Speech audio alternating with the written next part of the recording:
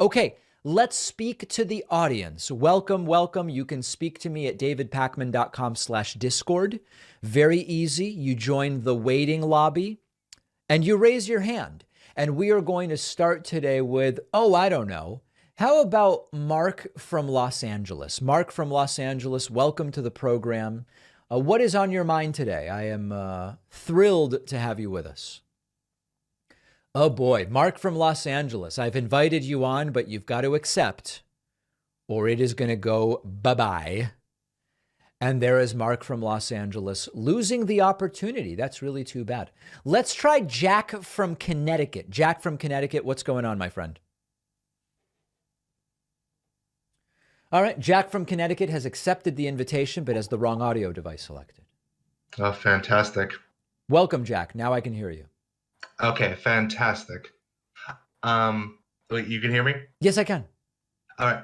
Well, good afternoon, David. Thank you very much for having me on again. Pleasure. I wanted to bring up an interesting topic that's happening in about 2 days' time. Okay. So in 2 days' time, the Republican National Committee will will have its leadership election. Yes. And for the first time in about 10 years, there will be more than one candidate. Those candidates are incumbent Ronna McDaniel, Mike Lindell, unfortunately, and the former National Committee woman for California. And I just wanted to know if you've been following the story and if you had any thoughts to share. Well, I support Pillow in this race. I have absolutely no stake whatsoever and no involvement in Republican Party politics. But it just seems to me that Mike Pillow being RNC chair would be the most humiliating thing to the Republican Party. So that's what I'm in favor of. Now, I couldn't tell you, Jack, because I haven't been following it, whether Pillow has any shot whatsoever. Like, from what you know, could he end up being RNC chair? I mean, given the fact that we all know the deep division that is running rampant in the Republican Party, yeah. My personal guess is either McDaniel or Mike Lindell, honestly, at this point, because realistically, I don't think the National Conference will select a committee woman from a deep blue state. Interesting. Well, we are going to see. I hope it's Pillow just for the memes and the lulls. And I know that that's a very inappropriate way to analyze it, but it's like, I hope they destroy themselves, you know?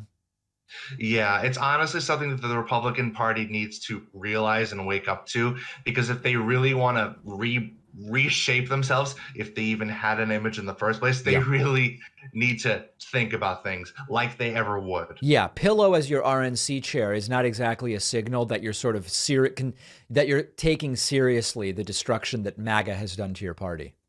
Yeah, exactly. But it was just an interesting topic that I wanted to bring up, and thank you for taking my call. My pleasure. Jack from Connecticut. We will watch the election results very, very closely. Let's go to Ty from Iowa. Ty from Iowa, welcome to the program. What's on your mind today? Hey, David, this is my second time calling in. All right. Well, let's make sure it's not the last, okay? All right. Yeah. So I just wanted to ask, do you think it's kind of weird that so many people kind of list countries like China or North Korea as communists when they really don't fit the definition? They would have to be the definition. They would have to be like, a country with no class, money, or state, all that stuff. Yeah, I mean, I don't know that I agree with you completely in the sense that communist and socialist countries, it's not uncommon that it's sort of like communistic or socialistic for most people, but then through corruption and cronyism, there actually is an upper class. I don't think that alone makes it not actually communist or socialist, but for me, it's less about is North Korea actually communist than focusing in on the specific human rights abuses and just completely insane familial passing of power that exists. And I don't concern myself much with whether they really meet this or that. It's sort of like when you do the Jordan Peterson stuff where you try to criticize something that Jordan Peterson said, and someone will come out and say, no, you're not completely accurately criticizing what he really said. You're criticizing something else. It's sort of like, well, you shouldn't really criticize this as a communist country because here's a way in which it's not really communist. I don't know. I don't get too involved in that, really.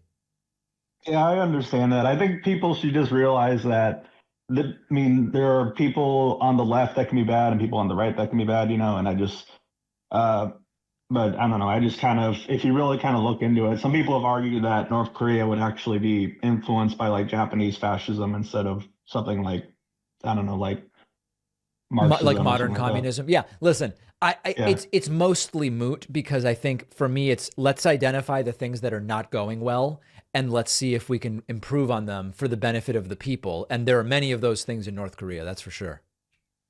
Yeah, that makes sense. All right. Ty from Iowa. Thank you for the call. All right. Thank you for talking to you again, there. Pleasure. David. Sorry.